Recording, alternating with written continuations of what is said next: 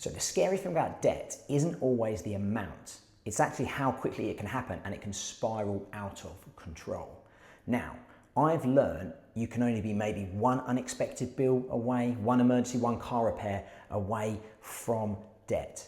And before you know it, you could be using a credit card as a short-term solution, which actually turns into a long-term problem where you have to rely on it. In addition, we live in a world which is incredibly easy to spend money.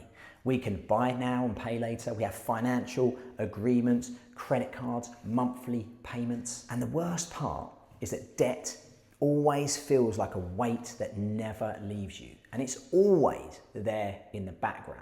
And I know that from personal experience. And from the outside, everything looks normal. But in the background, you're constantly carrying this weight on your shoulders, knowing that you could just be one setback away from making a bad situation even worse, leaving you with even more financial pressure and stress.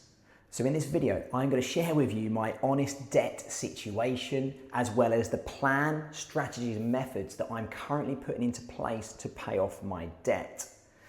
And at the moment, it's working and it feels absolutely amazing. So hopefully this will help anyone else in the same situation as me.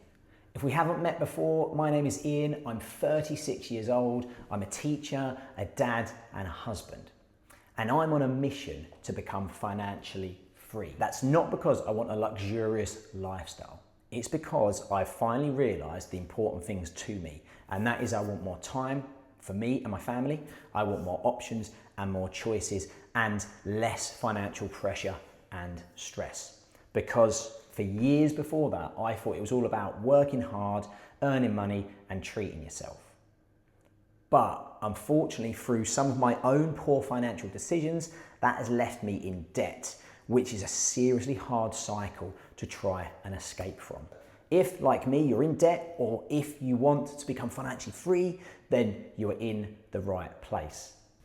So, through my research, I found out that there's two main methods to pay off your debt. The first one being the Snowball method, the second one being the Avalanche method.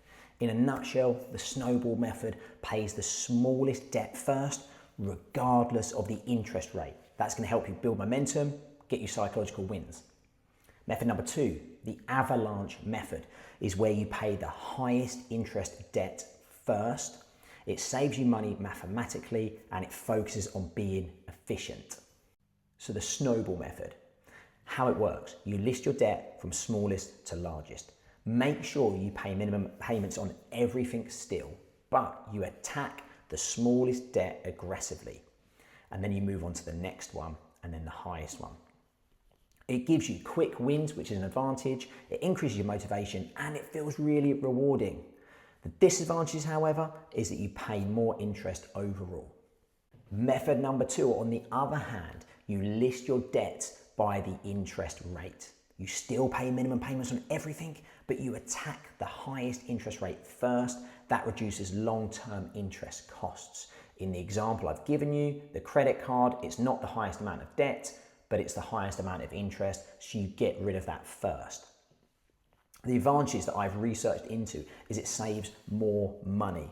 It's faster mathematically, and actually it could reduce that dangerous debt spiraling even further out of control, but it could feel emotionally slower.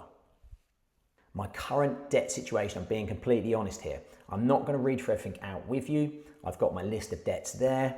I've left the mortgage out of this, and I've just focused on consumer debt, which is just over £35,000. Now, the key point I want to pick up on, I've got two credit cards. They've both got a 0% interest rate on at the moment, but the first one ends in 5 months, which is quite soon, and there's still a lot of money on there. The second one ends in 12 months. So that's having a massive impact on my plan moving forward. My personal strategy, I'm prioritizing those credit cards first. The reason why is that it's on a 0% interest rate. In 5 months, the first one, which has still got a lot on it, is going to jump to 24.9%. And that interest rate would destroy any hope I've got of wealth building. That is why I'm going to hit the credit cards first. Once that one's done, I'm going to move on to the second credit card. So I also wanted to mention about 0% balance transfers. So what are they if you don't know? That is where you move your debt from one credit card provider to another credit card provider. There's actually offering a 0% interest rate for a set period of time. There could be fees. There's usually between 2 to 4% fees, but some don't offer any. The potential benefit of this is where you avoid huge interest. It buys you extra time on your debt. So instead of me paying 24.9% interest, if I can't pay it off by that 5 months and it raises into that interest rate, I could just pay a 3% fee and transfer it to another provider. So it would buy me more time. I don't want to do that, but it's an option. So through my research, I've got to mention the danger of balance transfers, and it's got to be said that they are a tool and not a solution, because there are risks of doing this. You're constantly moving debt around, and you've got to make sure you're actually paying it off, because it could give you a false sense of security. You might start thinking that it's all right because it's 0%, but actually you've got to get paying it off. I don't want to use this method, but if I have to, it's an option. And the reality of this is debt is still debt.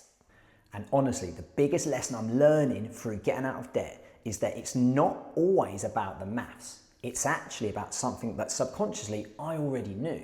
And that is about saving more money, spending less, and obviously trying to get out of debt and break that cycle.